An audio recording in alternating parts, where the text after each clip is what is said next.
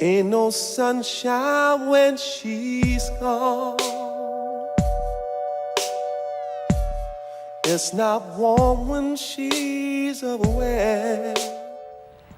What was the first in your life, the love to the music or the fact that you want to overcome your limitations? Oh, the love for the music. I didn't even think about the limitations. I just placed my hands on the keyboard. Felt good. The piano was good. The feeling was good. That was it. I mean, there was no limitations in my mind. You know, no, nothing. So music was around because of the family or your search for the music? Yeah, I had my cousin who was playing guitar and piano, and they were playing like Deep Purple, Genesis, everything, like lots of rock music. And we would go with my uncle over to restaurants, and we would always sing like accordion, guitar. He was singing, so I was doing backups and harmonies for him. There was always music around. I mean, none of my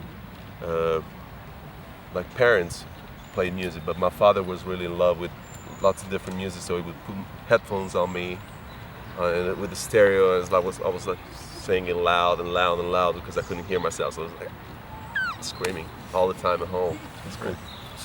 So you grow up with vinyl? Yeah, absolutely.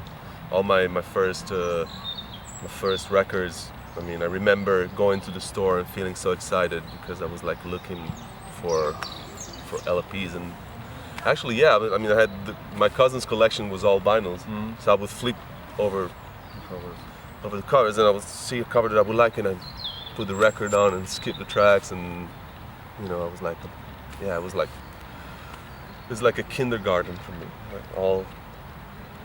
And playing do you maybe remember which was the first record you buy? Oh yeah. Yourself? For myself, I think it was Deep Purple, because the first record that I heard was made in Japan. In Japan, and I fell in love with it. So first record was Deep Purple. I think it was Live in Europe, something like that. Yeah. Yes, and more the music or Ian Gillan? No, the music, everything, like the organ and the guitar and everything. No, it was never about just the singer or the organ player. It was the whole thing. That's how I look at music. It's always the whole picture. It's not the instrument itself. So, what the songbook means to you? Well, the songbook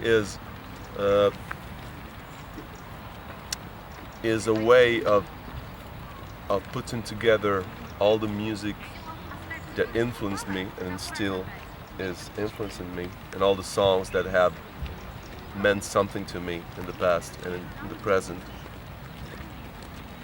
and my own songs, and mix them all together. Is sometimes because of the lyrics that are all related to each other, like my songs and like, I don't know, other very famous or not so famous songs. And sometimes because of the sound of the songs that I like so much, and I try to make it my own and keep the melody and change the chords, or you know, the melody is always the king or the queen to me. So sometimes I change the chords, I change the rhythm, but the melody stays. Sometimes I even change the lyrics to fit them to the moment of life that I'm going through. But what do you expect from a song that you create? This melody or? Everything. I wanted to be excited by it. I wanted to. It's the message and the melody and the groove all together, because there's like a very melodic side that I have, really like songwriters and really smooth and atmosphere, and then there's the groove side. Oh, we can do it over if you want to. I mean, but I like the noise. That's music. See, that's music. The sound and the that's vibration. Sound of and humans. music. Music of life.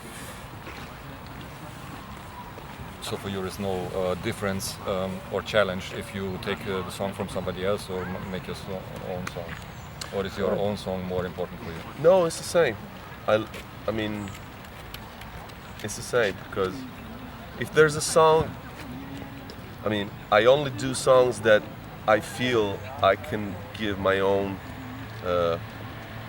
perspective, interpretation, because there's some songs are so perfect the way they are that there's no need for another version of it. I mean, it's like, that's perfect. I won't cover that song. It's like, whatever. But if I find that I can use a part of the song and put it in my own songs, then it's great. Or if I can do that song from another perspective, then I would do it. That's it. I mean, otherwise, or if I feel that the message really relates to what I'm going through at the moment, then I would do the song. So there is not only the music aspect, you also have a message, or you want something to tell through your music? Yeah. All my songs, I realize now that are talking about some sort of evolution, like growing, changing. Yeah, going through experiences, and that experience, sometimes at the beginning of the song is like really dark, and then by the end of the song, something wonderful has happened, and or sometimes it's the opposite. Yeah. It's like, but there has to be some change, something that happens during the song. And it's also the challenge for you to work with other people. Yeah. It's like I love the feeling of. That's how I started. I mean, the first band was we were creating songs together, and that's how it all began. Because the excitement of like, let's go to this room like 4 times a week and see what happens and what comes out. And so yeah, I like to work on my own, like the solo setting, like piano and vocals and looping myself and everything. But then the trio is great, and that's why also like Foundation is like a 10-piece band. It's a whole nother experience. It's all different dynamics, and plus when I go around the world and I meet other musicians, and it's so unique what happens because you never know. So I improvise a lot. I always like make things on the spot. Even when I'm playing live by myself, I change things. I get the crowd to join in and try to get them involved in what's happening, because yeah, it's like music is such a language. I mean, it doesn't matter where you are. If you start singing, or if you start, some kind of beat or some kind of melody, yeah, people come. It doesn't matter where you are. It's like the language doesn't matter anymore. So what we can expect from you in the future? Well, the future is going to be a lot of.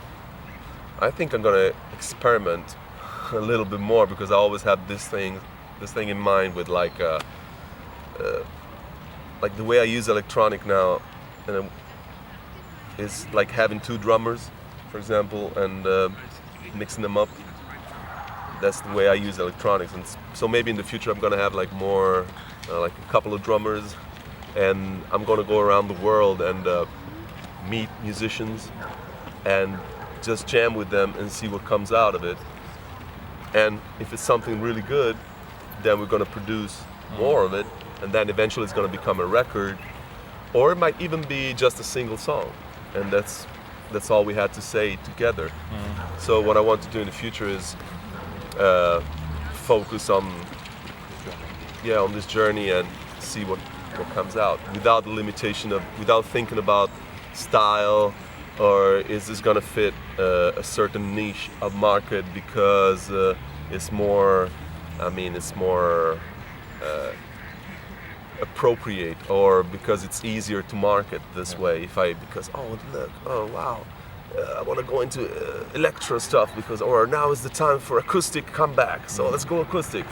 I don't give a damn, electronic, acoustic, whatever it is. It's just, I know it's not easy to fit it in one category, but that's how I like it, so that's how I'm going to do it. That's it.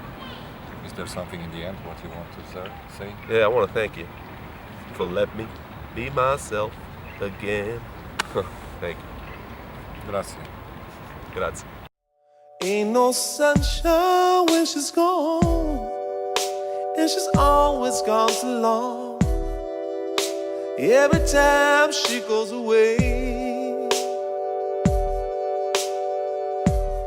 I wonder where she's gone.